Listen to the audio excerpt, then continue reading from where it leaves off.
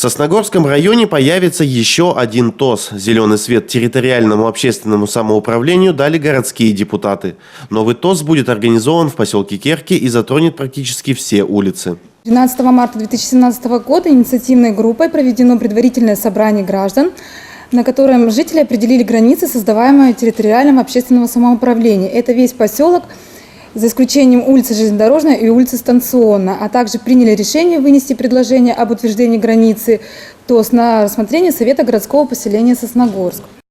Это только первый шаг. В дальнейшем ТОС может стать юридическим лицом. Какие плюсы это может принести, специалисты управления ЖКХ жителям объяснили еще в марте. Так можно рассчитывать на господдержку. Без этого денежный фонд будет состоять только из членских взносов и спонсорской помощи. В ходе заседания депутаты внесли изменения в устав городского поселения, а также заслушали отчет главы города о проделанной работе.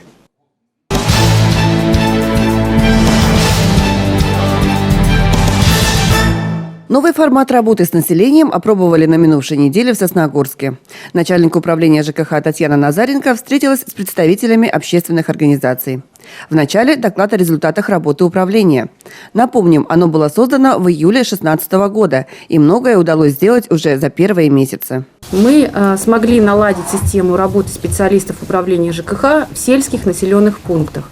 Переходный период был непростым, довольно сложно складывалась ситуация с кадровым обеспечением, но сейчас уже могу сказать, что система эта работает. И вместе с традиционными обязанностями по выдаче справок населению специалисты стали полноценными представителями района на местах. Пользуясь случаем, хочу обратиться к вам с просьбой довести эту информацию до жителей поселков, которые по привычке звонят в район, чтобы решить свои проблемы. Сейчас практически все вопросы можно решить на месте. Такая задача перед сотрудниками отдела по работе с территориями поставлена и контролируется ее исполнение. За время часовой встречи удалось охватить самые важные направления работы управления ЖКХ, начиная от освещения и ремонта жилья до планов о благоустройстве в летний период.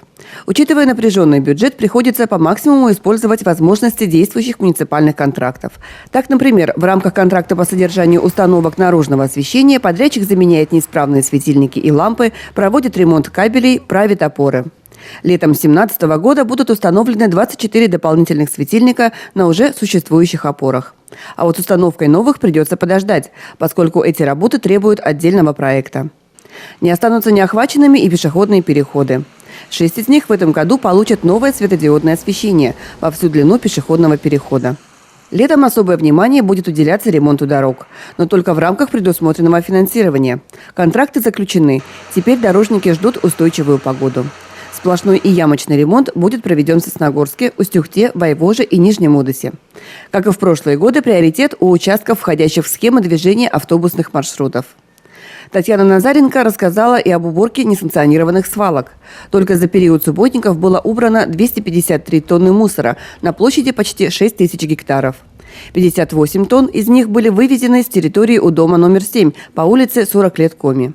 Причем к субботнику, в котором приняли участие сотрудники управления ЖКХ и волонтеры под руководством депутата районного совета Константина Субботина, присоединилась лишь одна жительница этого дома – Анна Малышева.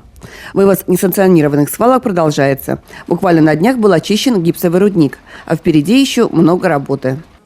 Капитальный ремонт жилья, улучшение жилищных условий, принудительное снятие с регистрации так называемых мертвых душ и некоторые другие темы нашли свое отражение в отчете. И это сразу сняло массу вопросов. После доклада – обсуждение. Развернутый ответ был дан по вопросу самозахвата земли. По словам Татьяны Назаренко, почти все многоквартирные дома в Сосногорске стоят на кадастровом учете. Если постройка предусмотрена на территории дома, то она должна быть согласована с собственниками. Если же на территории муниципальной земли, то с отделом землепользования Комитета по управлению имуществом.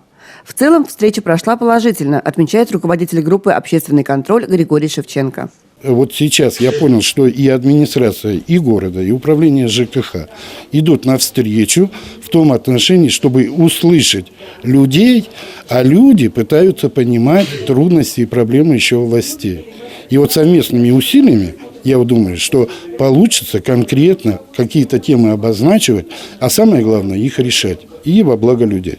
Получив возможность обратиться к жителям через общественников, Татьяна Назаренко предложила всем активно включаться в работу муниципалитета в части проведения акций, приуроченных к Году экологии в России, пообещав содействие со стороны управления. Следующую встречу запланировали на сентябрь текущего года. На ней общественники хотят услышать, какие планы были успешно реализованы в течение лета.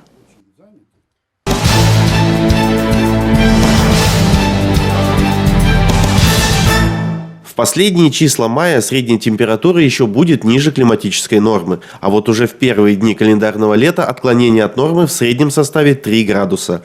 По прогнозам синоптиков, ночные часы по республике ожидается от 0 до плюс 5. Днем на большей части территории 11-16 градусов тепла. Пройдут дожди.